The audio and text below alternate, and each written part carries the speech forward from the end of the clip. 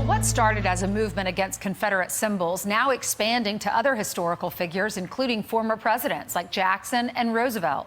And as calls for removal grow louder, our next guest vows to protect one of the most iconic monuments in the world, Mount Rushmore. Right. Joining us now is South Dakota Governor Gov Nome. Governor, we were thinking about you because it seems like all our monuments and tributes to the past are under a microscope. Are you concerned that you're going to be Mount Rushmore is going to be the subject of protest or defilement? You know, it certainly could be, and we've seen some activity online where people have made threats to that. What my message is that this is no longer about equality. This is a radical rewriting of our history, and in South Dakota, we won't stand for it. This is a national monument. The more we focus on the flaws of these men that are on our mountain, the less likely we are to recognize the virtues and the lessons we can learn from their lives. So that really is the message that I have for South Dakotans that love this mountain and Mount Rushmore, for this country, that recognize what it represents to us, and we will do all that we can to make sure that that message is loud and clear, that we will make sure that Mount Rushmore stays as majestic as it is today. How do you plan on stopping it if it does go that far? You know, this is obviously a federal mountain. It is a national monument. It is something that we will partner with them and use the resources of the state to make sure that we have security measures in place. I won't get into specifics, but we do have actions together that we're working on. We have the president visiting on July 3rd, and we're excited about that, but we also know that this threat to the mountain could remain in place for quite some time, and we're prepared to be there and be diligent about protecting it. Yeah, you know, Governor, there are a number of governors across the country who are not taking the bold stand you are about not on my watch. And we have heard that as well from Donald Trump. He's made it very clear. You break the law, you're going to get into trouble. Ultimately, as people look in, and as people feel frustrated, America's spiraling out of control and nobody's doing anything, although Donald Trump's trying to. Doesn't that ultimately politically fire up his base?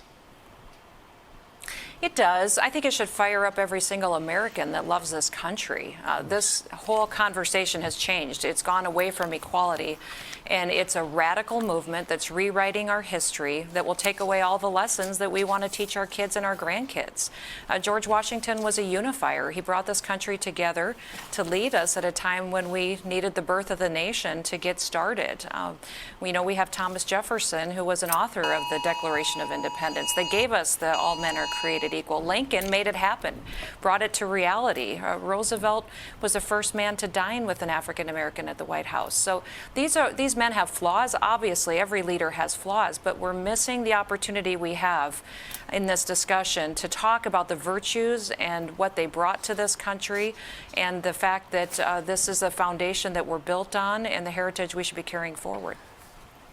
Governor, the way you've put this is as eloquent as anyone I've heard describe why it's important to have symbols of America, not because they were perfect, but because they made major impacts on the country that gets better and better every year. Some would look at this and say, if we're going to get better, we have to start pulling down the imperfect. And as you sit in South Dakota, and I've been to Mount Rushmore. We did a great feature. I was able to go behind Mount Rushmore, see this incredible design and see how it took place, the mistakes that were made along the way they had to adapt to the side of the mountain. How did we get to the point where we are the greatest critic of our own country? We have enough enemies outside our border. Now the enemies seem to be within our border. You know, I think we just need to continue to push that the truth gets told. You know, this country isn't perfect. Nobody in this country is perfect. But we learn from our mistakes, and that's what history brings to us each and every day as an opportunity to do better. That's what these men represent to us, is they did amazing things for this country, and we can do even better if we work together and quit dividing and destroying, but instead build each other up, encourage each other, learn, and look to creating an America that really does exemplify what their dreams were. And that is what this whole conversation has completely shifted from. And that is one of the reasons that every day we need to continue to use these opportunities to educate folks on why this country is special and why it needs to be defended and why we need to protect these kind of monuments to make sure that story is told. Yeah, the beauty of all of this, of the system our founders and framers began or started, is that we can correct wrongdoings, correct injustices, and become a better union. Thank you so much, Governor, for being with us.